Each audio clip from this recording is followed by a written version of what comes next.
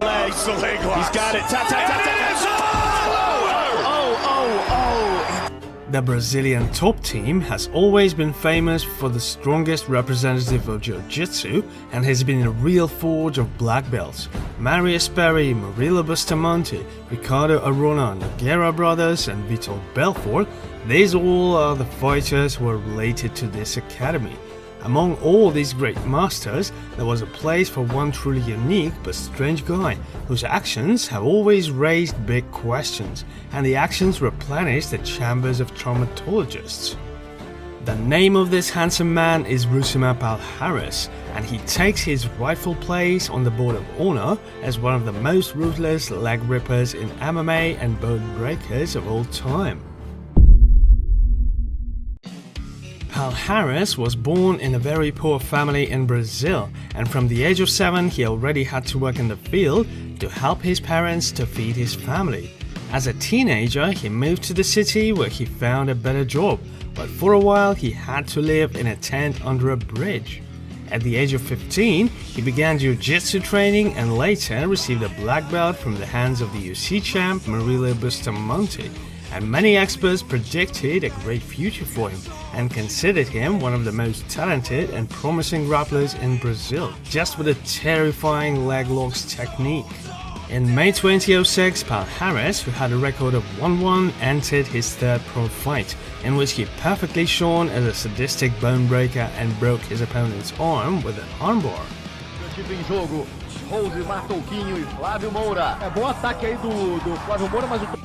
Against Flavio Luis Moura, Palhares shows how good he is on the ground and transitions superbly from an armbar to a heel twist.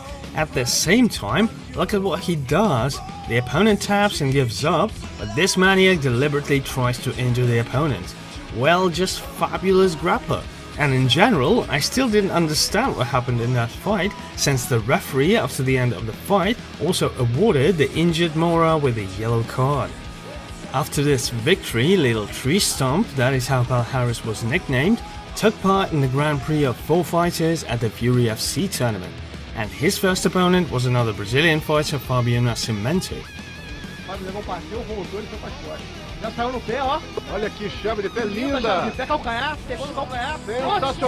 For Fabio, everything ended the same way as for many other fighters who went out to fight against Palhares, namely twisting the heel injury and long recovery, a real classic from the stump.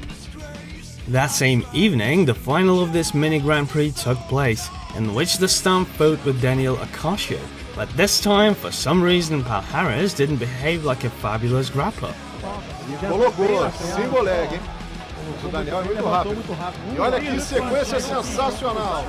At the beginning of the fight, after the first takedown, he shook Daniel in a stance and then moving him to the ground held a signature twist and won the tournament without injuring his opponent.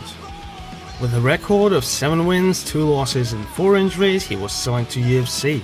In the strongest promotion in the world, Stump was remembered more for his scandals than for his fighting merits. After the fight with the Paul Thomas Brawler, Palhares found what he was looking for, namely a 90-day disqualification due to the fact that he overdid the submission.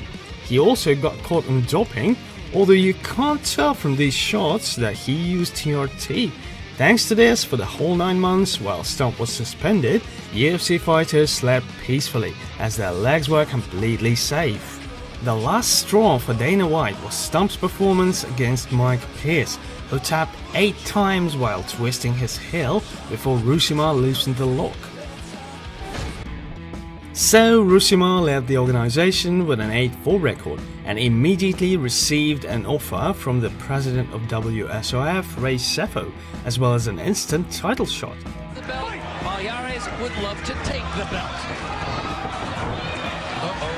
Instant takedown from Palhares and attempt for a triangle from Carl, after which Stump takes his leg and starts to have fun. He does a heel twist and in his first fight becomes the organization new welterweight champion. His first defense took place half a year after winning the trophy, and the opponent was John Fitch, a top wrestler who, like Palhares, was fired from UFC, although at that time, if I'm not mistaken, he was the top 10 welterweight.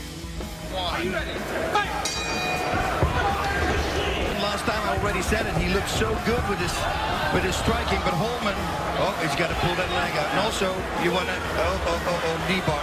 This could be trouble. Palhares could be trouble. That's it. He's got him.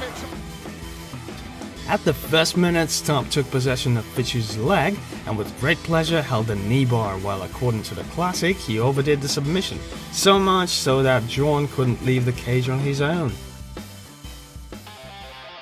In August 2015, Rousimar made his second defense against another BJJ black belt and former Strikeforce champion Jake Shields, and was also a fellow of Diaz Brothers and represented Team Cesar Gracie. In the first 2 rounds, Jake successfully kept Palhares on the canvas and like a real Santa Claus gave Stump a big gift back of elbows and hammer fists. And the Brazilian in turn tried to thank him and like a professional ophthalmologist wanted to check his eyesight, poking the whole fight with his fingers into the eyes and breaking the rules.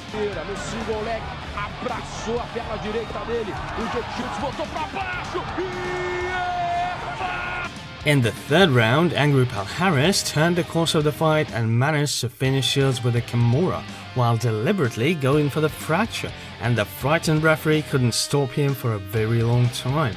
And after the Stump nevertheless released Jake, he got a flying response for such a behavior. After another performance, Cefo's patience came to an end. Palhares was stripped of his title and was fired from the organization, and the Nevada State Commission slapped him with a 2-year suspension and a $40,000 fine. And at the meeting of the commission there was one amusing episode. Rousimar, together with his defender, argued that Stump simply didn't see the referee and perceived his blows on the back as Shields' knees, therefore he didn't let go of the sub. At the same time, they invited John McCarthy as an independent expert who in their opinion should have supported such a version. But Big John took the side of justice and said that overdoing a sub is serious violations of the rules and Palhares deserves a suspension. The case was lost and the Stump went on a well-deserved vacation. After a year, he somehow resolved the issue and returned to the fight, but he couldn't reach his previous level and began to fly into magnificent knockouts, which his haters will surely check out. And his last 4 fights he had in Russia, and of them he won only 1. To be honest, I don't even remember the fighters with the same habits as Palhares, or apparently treating his opponents with respect, but as soon as someone else's leg fell into his hands, then all this could be forgotten. His behavior clearly showed that he was little familiar with the word competition, and MMA is, first of all, just that. And in his battles, he saw a real threat in front of him, which must be eliminated, causing maximum damage. Either Palhares really has some kind of deviation towards sadism, since intentionally injuring his opponents, whom legs and arms are the same breed, is not decent act, and this is very softly speaking.